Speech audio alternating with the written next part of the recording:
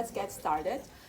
In our last lecture, we went over basic concepts of ideal gases and equation of state, and we sort of rushed this through at the end of last class when we were talking about the van der Waals equation of state and also the definition of thermal expansivity and also the compressivity.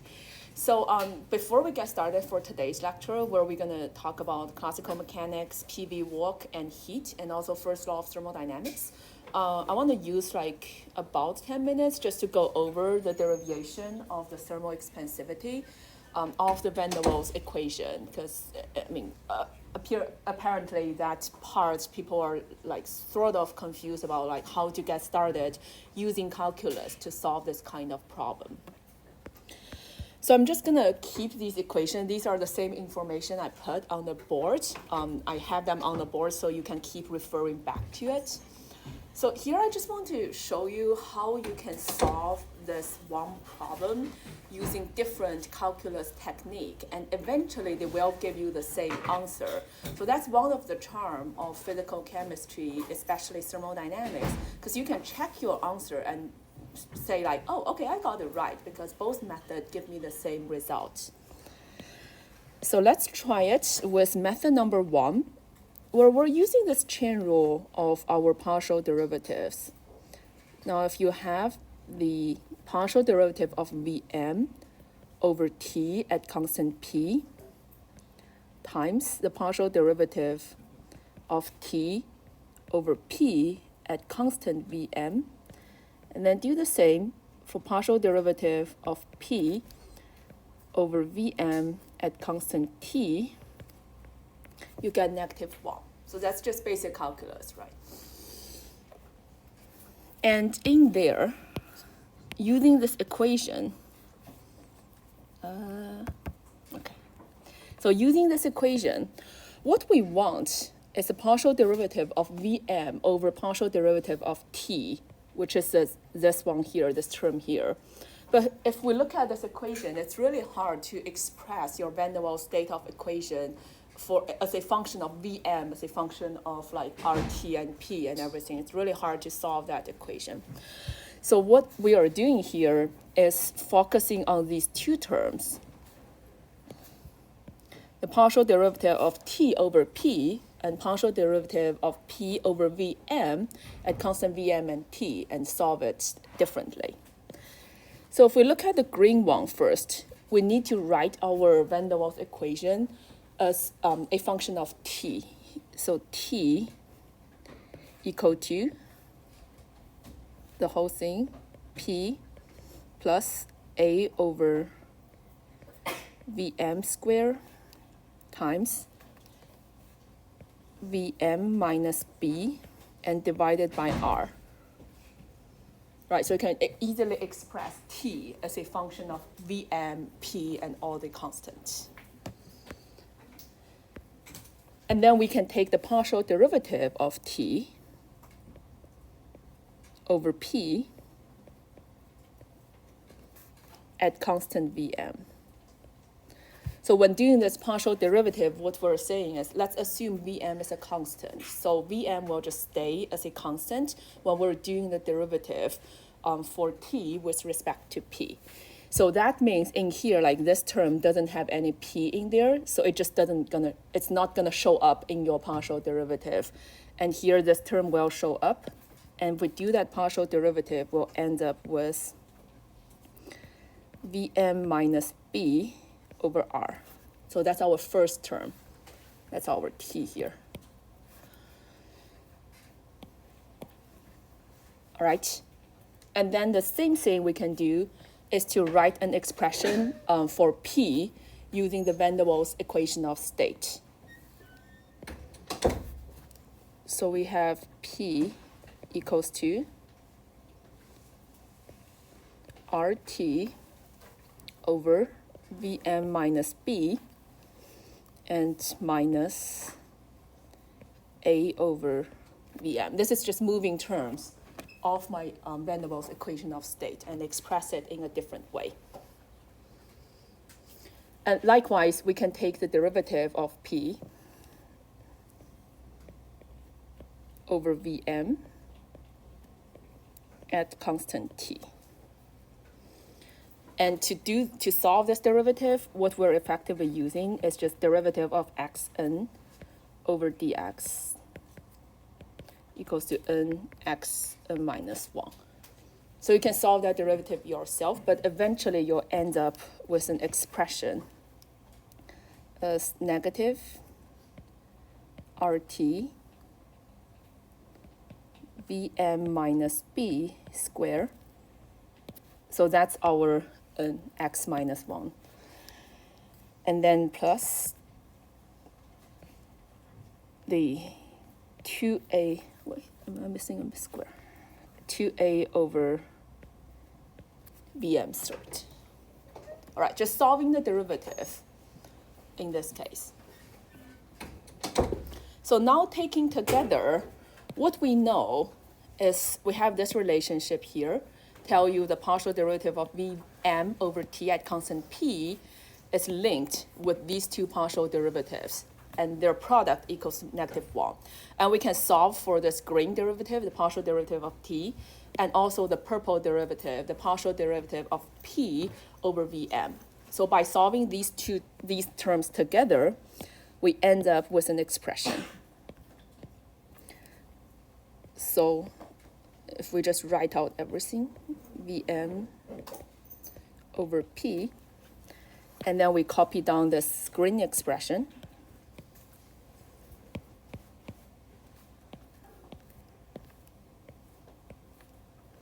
and this purple expression.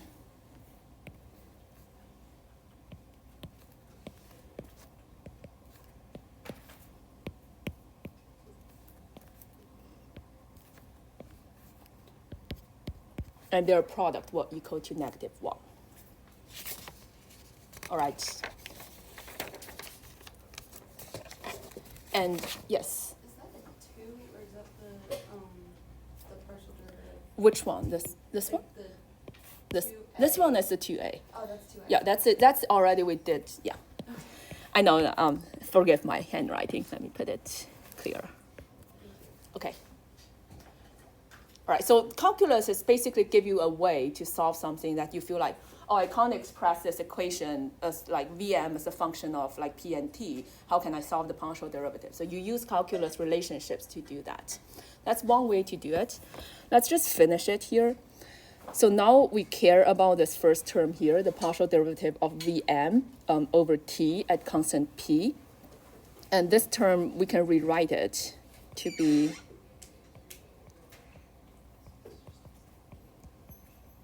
and we move like these two terms to the right-hand side. We end up getting negative Vm minus b over r, and then this whole thing, negative RT Vm minus b squared plus 2a Vm third, and this on the bottom. Just moving the terms right now. And then we want to organize a little bit so it's like easy to follow. So what we do is we take the product of Vm third and Vm minus b, both on top and on the bottom.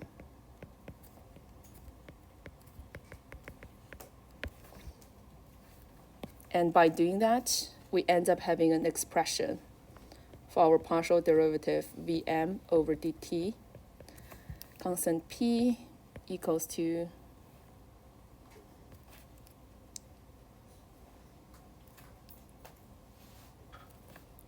wait, this one is reversed, I'm sorry. Should be there. Okay. It should be a r Vm third, Vm minus b, and this one is negative, it now becomes positive, RT Vm third minus 2a Vm minus b squared. So just organizing the terms, and then obviously we have alpha equals to 1 over Vm times this partial derivative. And you can write out that expression yourself. So that's one way to do it, right? So we use calculus to solve something that's not obvious to do at the first place. That's one way to do it. And just as we said, there are multiple ways to solve the same problem, typically in thermodynamics, and you can check your answer that way. So when I say that, the other way we can do is to take differential on both ends of this equation with respect to dt. So let me just change a different color. Okay.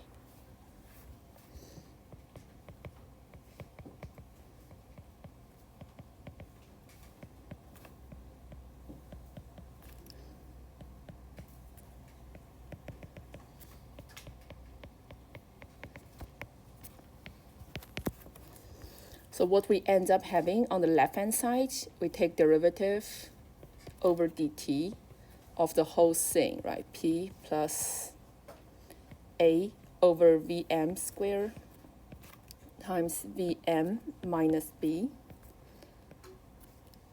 equals to, on the right-hand side, we have d over dt RT. So taking the derivative on both ends of the equation. And in here, the calculus technique we're using is, you can imagine this one to be a new function x, and this one to be our new function y. So if you remember our calculus, what we have is dxy equals to x dy plus y dx. All right? With me so far? So we're defining new x and y. And in here, what is my x? My x equals to p plus a over Vm squared. And my y equals to Vm minus b. So eventually, what we want to find in our thermal expansivity is the derivative of Vm over dt. So we have the dt here, but we do not have our dVm yet. So what we're doing here is taking the derivative of x over Vm. And that will give you negative 2 AVm.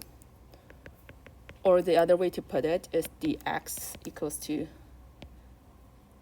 negative 2a over Vm third, dVm. All right, so now we have our Vm term again. And for y, it's the same thing. Let's take the derivative of y over dVm, and that just equals to 1. Or what we mean is dy equals to dVm. Okay, so putting our equation here back to our original formula, what we have is, first of all, we have x times dy. So x is p plus a Vm squared and dy. So that gives you dVm. But now we're taking the derivative over t. You can write it out like that. And here the dVm just equals to the dy term we just calculated. And the same is, let's continue doing that. We have y, which is Vm minus b, times dx, which is our negative 2a over Vm third, and that dVm in our partial derivative.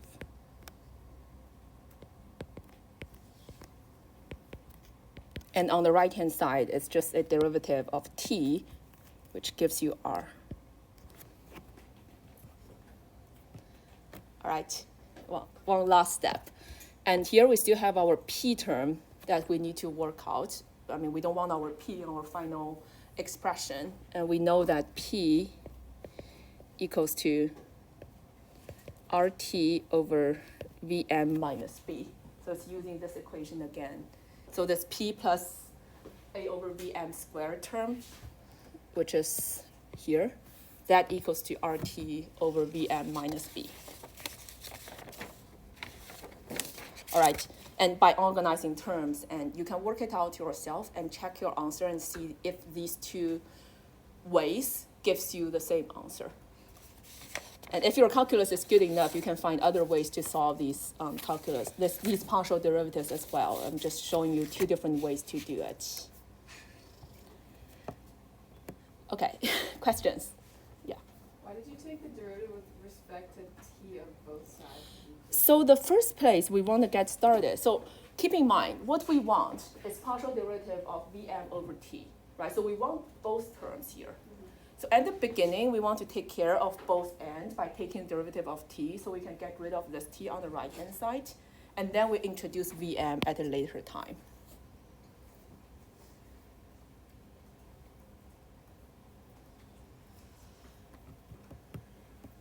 Yes? For the expansivity equation, like what does the alpha represent? What does it mean? Alpha, that's called the thermal expansivity. So if you think about it, it's just telling the relationship about how your gas will expand. Let's keep the pressure constant, and what we're measuring is how the volume of that gas will change when the temperature is increasing or decreasing of that gas. So it's just something that people can measure experimentally.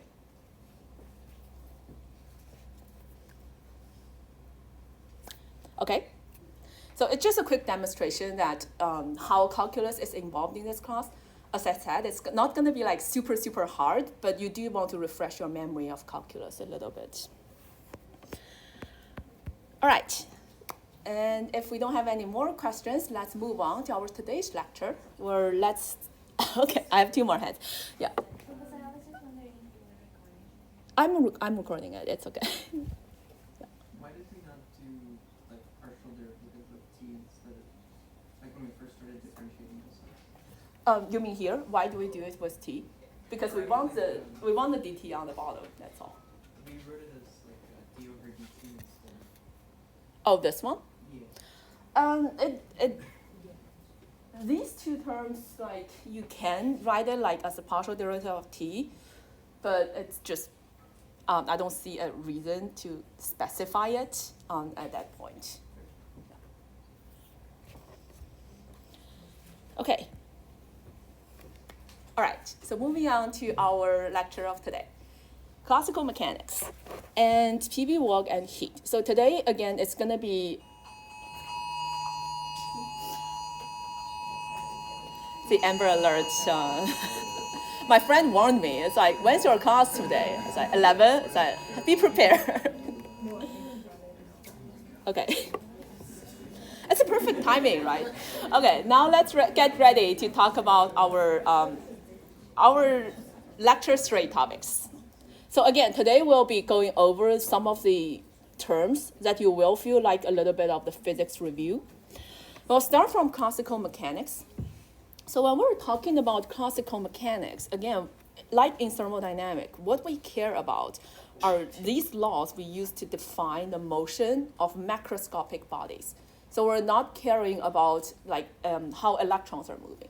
What is the energy state for a specific atom? So we're not talking about those terms. We're just focusing on macroscopic motions. So for microscopic objects or nano-macroscopic objects like electrons, we use quantum mechanics. Or like for something that's moving super, super fast, we use relativistic mechanics, but those are not our concern for thermodynamics here. The fundamental law we're using is just Newton's law. And these are some of the things we will be using. And if you already forgot about it, you better refresh your memory on these equations. Like, what does force mean? Like, force is m times acceleration. It's a vector. velocity, that's the first derivative of the distance moved over t, and acceleration is the second derivative of that distance moved over dt squared. And in this class, we will be talking about work pretty extensively. So work, or one-dimensional work, is defined to be dw equals to fx dx. That's just along the x direction. The same definition applies for other directions like y and z as well. Or the full version of this equation is just saying the force F acts on a body while the body undergoes infinitesimal displacements. You have dx in the x direction. So if we find the total work that's being done for that whole process, you take the integral of this equation from position x1 to x2. All right. And the unit of work is, well, it's force times distance. So naturally, the unit of work is Newton meter or joule. And in classical mechanics, we link the work with kinetic energy of a object using the mechanical energy work energy theorem. So work energy theorem. Or the way to say it is the work done on the particle by the force acting on it is equal to the change in kinetic energy of that particle. So by doing the work energy theorem derivation, you get an expression for kinetic energy. And in short, the way we do it is, let's just say F is the total force.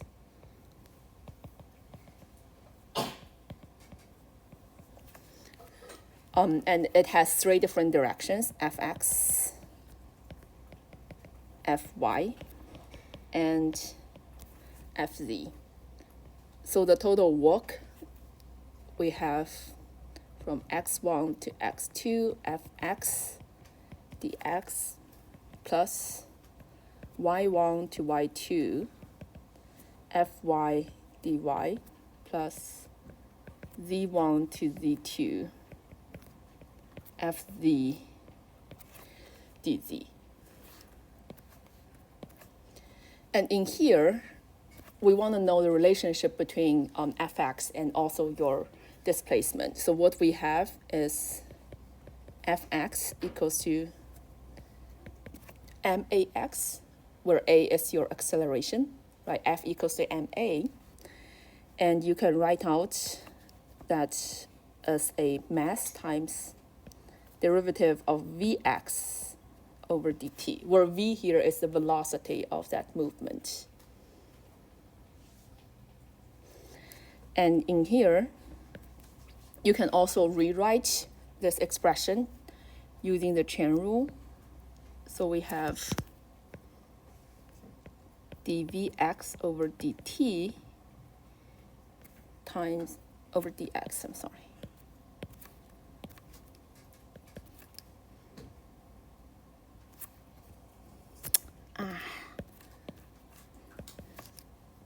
It's dx over dt.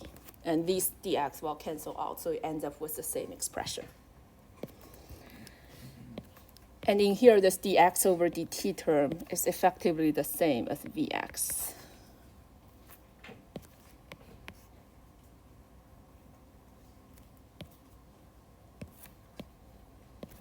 So we end up having an expression of our fx to be m vx dvx over dx. All right, with me so far? So we're just writing the expression of fx and yes, yeah. You said the v in this case is all in terms of velocity. This one is velocity, yeah. I know we use the same letter again and again and again, so better just make sure we're on the same track. So with that in hand, we can rewrite our work here to be Vx1, Vx2. Now it's m Vx dvx plus Vy1, Vy2, and Vy dvy, Vz1, Vz2, and Vz dvz. And you take the integral for this expression, you end up having 1/2 m vx2 square vy2 square vz2 square minus 1/2 m vx1 square vy1 square vz1 square. So that's how your 1/2 mv square comes to represent your kinetic energy. Right, so thus we define our kinetic energy.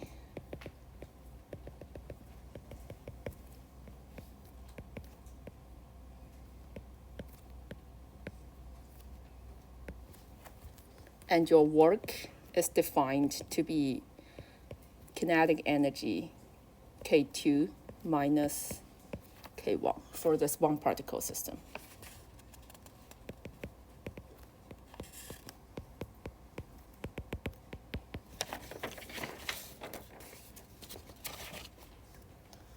All right, so that's one form of energy when we're talking about it, the kinetic energy that's related to the work that's being done.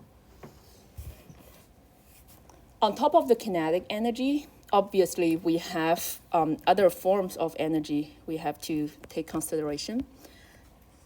So one natural one is the potential energy. So a potential energy is defined, or potential energy, it's V again, it's a capital V.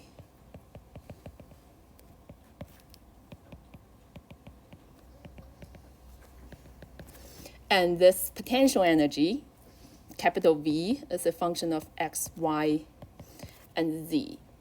And for any potential energy, when we're talking about it, we have the partial derivative of this potential energy over x gives you the force Fx in that direction. And likewise, partial derivative of V y equals to negative Fy, and so on.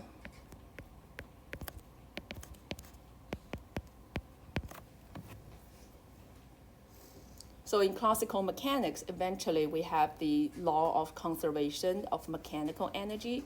It means the total mechanical energy, or E mechanical, is always equal to K, which is kinetic energy, plus V, which is your potential energy, and it will always remain constant. That's a quick review on classical mechanics.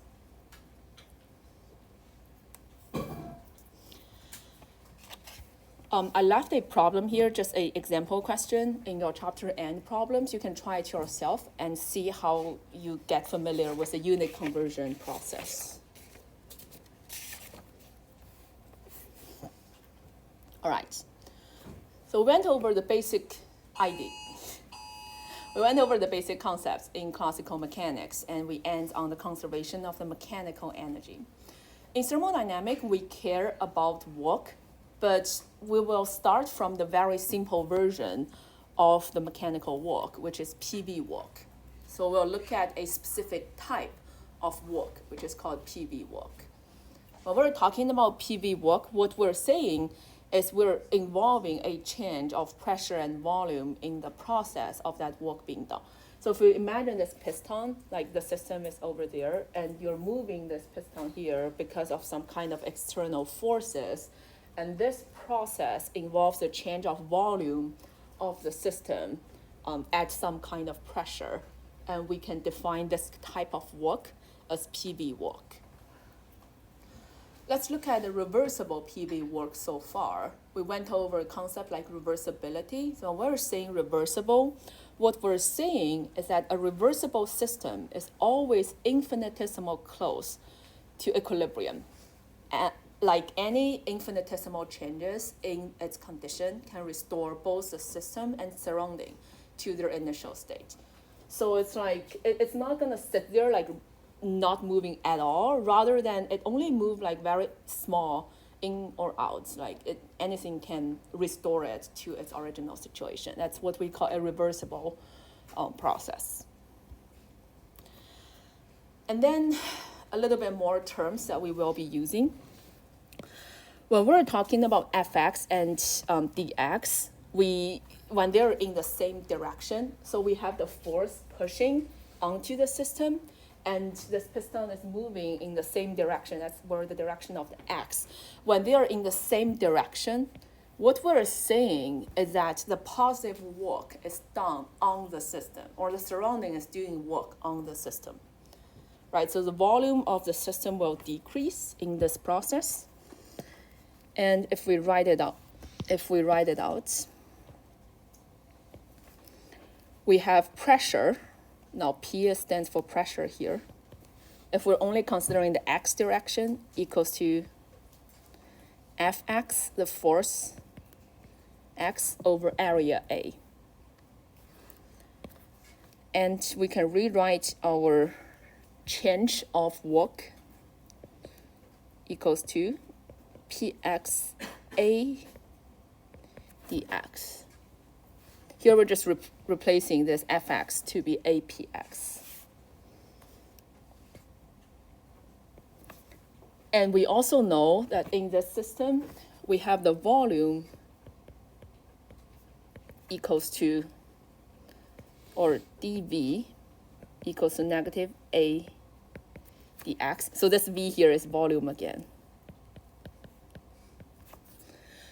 Right, so when the dx is moving to the right, the volume will decrease. So the change of volume equals to negative A dx. And taken together, we have dW equals to negative Px dV for any closed system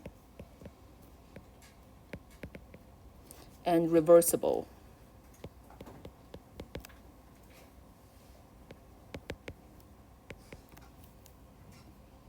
I think I spelled that wrong. Right, so only for reversible PV work process, we have dW equals to negative PdV. And this equation we will use in our future lectures pretty extensively. But remember when you can use this equation, when we're talking about PV work, and we're talking about a reversible process, and then you can use the relationship, dW equals to negative PdV. And obviously, now we know how the work is changed, like what's the infinitesimal change of work, or dW. You can take the integral to find the total work done on the system by taking the integral of this process. All right. So some properties of work. So work here, as we can see, this one is path dependent. So when taking the integral, it matters in how that process is taking place. Right? Remember, taking integral is more or less you're finding the volume, you're finding the area that's underneath that curve. So it depends on how that path is being drawn, you will have different volume. Or what it means is it's a line integral and it's path dependent. So let's imagine the system and work it out. Now imagine on the left-hand side, that's your original P1 V1 and your final P2 V2. And in both cases, the P1 V1 is the same, P2 V2 is the same. But it takes different paths to reach that final point. On the left-hand side, we'll imagine a isochoric process, or Vm is constant. Right, so the first step here, Vm is always constant. And we call that process isochoric, followed by a isobaric process.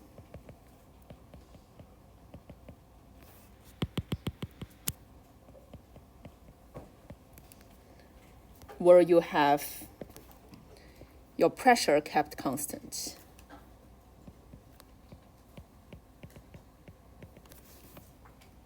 All right, and the area is highlighted here, and you can calculate that area difference. Alternatively, if we do it the reverse way, we do it the isobaric first.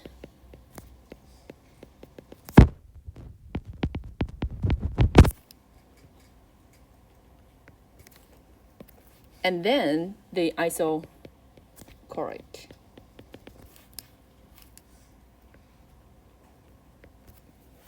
So now obviously beneath this curve, we have a different area. So it depends on what path we're taking. You can calculate the total work that's being done. But you need to know how that work is being done. I left an example there beneath like 2.9. And again, this one, you can try it yourself. Effectively, the equation we're just using is the reversible work is equals to negative P dV from V1 to V2. You can find out what V1 and V2 are and convert the unit into joules to finish that problem.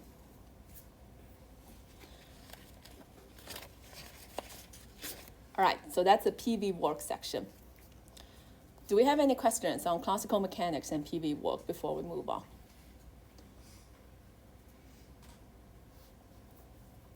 Yes. Can you just do the example? Yeah, sure. It's not hard. I mean, if you think about it, this part, let's read the question. A non-ideal gas is heated, slowly expand reversibly at a constant pressure of 275 torr from a volume of 385 to 875 centimeters. So by reading this question, what we know is, first of all, your pressure is constant, so we can take the pressure out.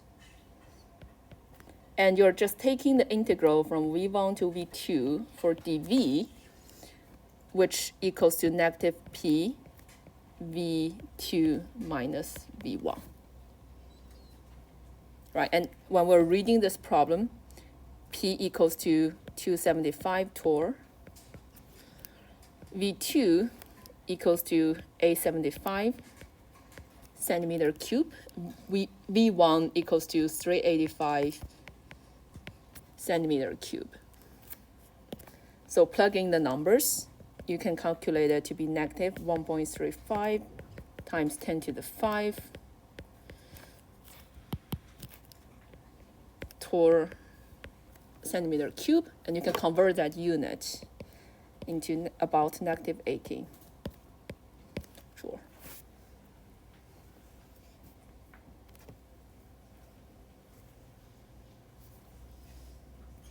All right. Any other questions?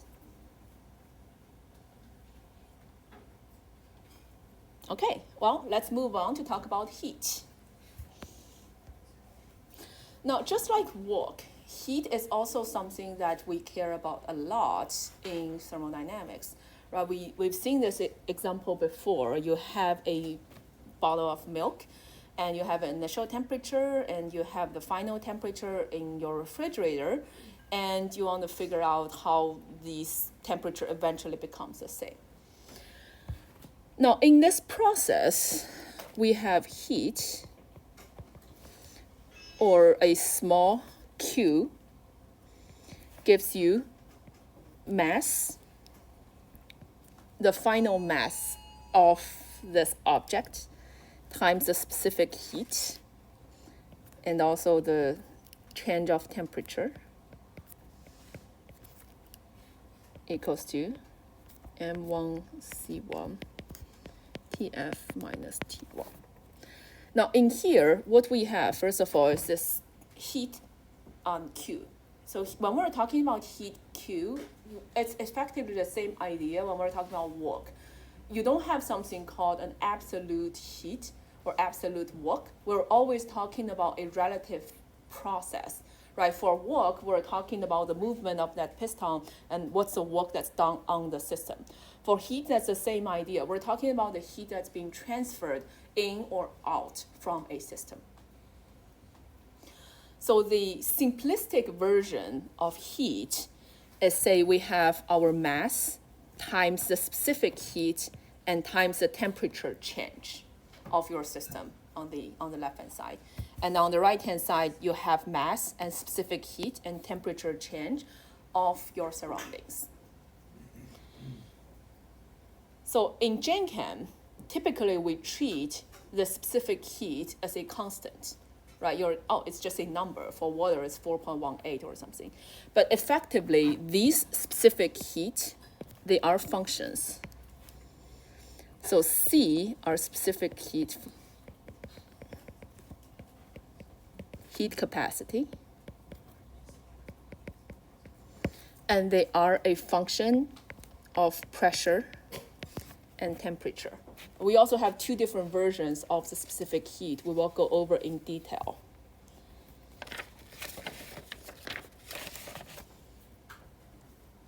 Or more specifically, when we're defining heat, let's imagine at constant temperature P, what we have is change of heat, the infinitesimal change amount of heat that's being transferred.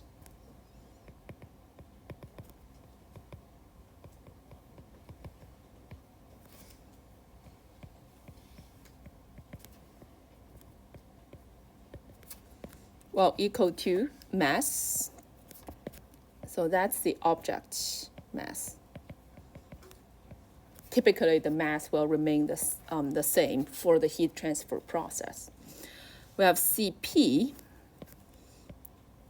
This small p abbreviation tells you it's a specific heat capacity at constant P.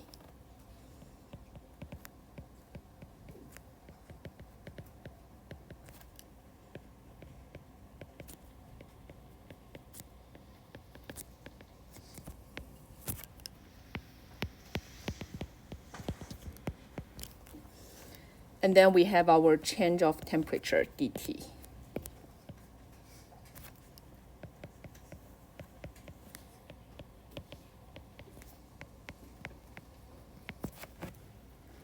Right, so that's how the infinitesimal changes of heat is defined based on your infinitesimal change of temperature.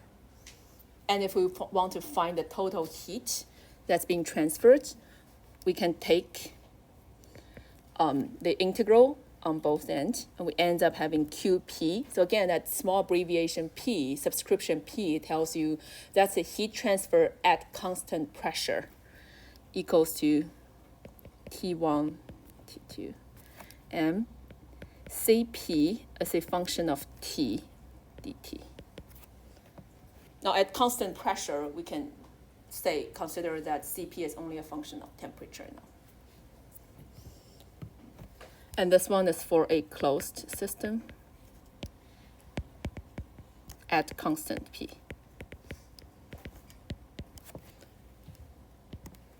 So again, in thermodynamics, just pay attention to the equation itself and also the condition that specific equation is applicable to. Like we went over the PV work, right? That W reversible is defined to be negative PdV. So it's a reversible process, you can use that equation. Here is the same idea. Like if you want to use this equation, you want to make sure it's at constant pressure.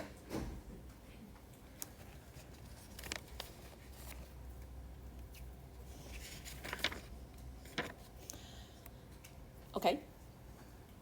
We have about 7 minutes. I don't think I can finish the first law of thermodynamics. So let's just do an example together and just make sure we understand this concept. I know it's a little bit bad to be behind on week 1, but it's all right. We'll catch it up later on. So let's do an example together. This is a long problem to read, but again, when you're reading it, just make sure you're not like frightened by reading it and do it carefully and know what equation to use. Let's read. The specific heat can be measured in a drop calorimeter. So in here, a heated sample is dropped into the calorimeter, and the final temperature is measured. So we have the mass of the system, which is 45.0 grams of a piece of metal. And its initial temperature is 70 degrees Celsius.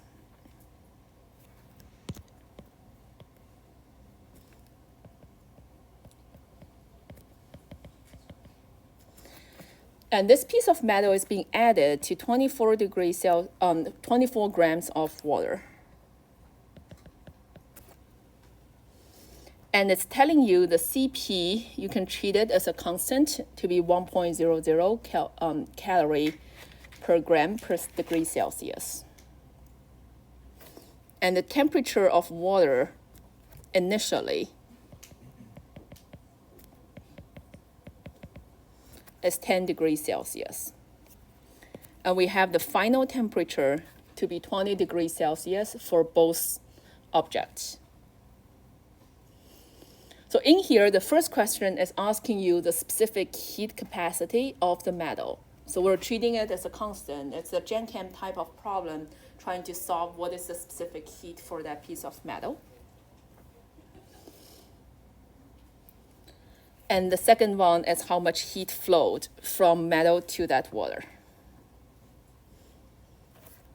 So if we do that calculation, we have the heat transferred equals to the mass of the metal times C of the metal times the delta T, so T metal initial, minus T final. And this value will also equals to mass of water times the heat capacity of water. And we have T final minus the original temperature of water. And in here we have some of the numbers, right? So this M metal equals to 45 gram. C metal is something we care about, so we don't know. The T metal initial is 70 degrees Celsius. T final is 20 degrees Celsius. And this value will equal to mass of water, which is 24 gram. The specific heat of water is 1.00 Kelvin per gram per degree Celsius. T final is 20 degree, and T initial is 10.0 degree. And you plug in the numbers, you can find what C metal is.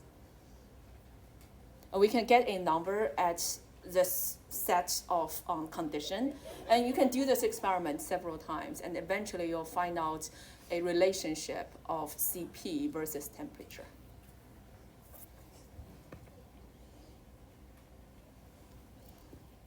All right, so just plug in numbers. I mean, I don't have a calculator with me, but it's straightforward enough. And these examples are your chapter end problems. And lots of people were checking with me like, oh, how can I best study for this course? I highly recommend you use the chapter end problems. It's pretty good. And for the textbook, they also give you answer key. So you can check your answer easily at the end of the chapter and work on it. And it will help you understand the terms a little bit better. And we'll pick up on our first law of thermodynamics on Friday.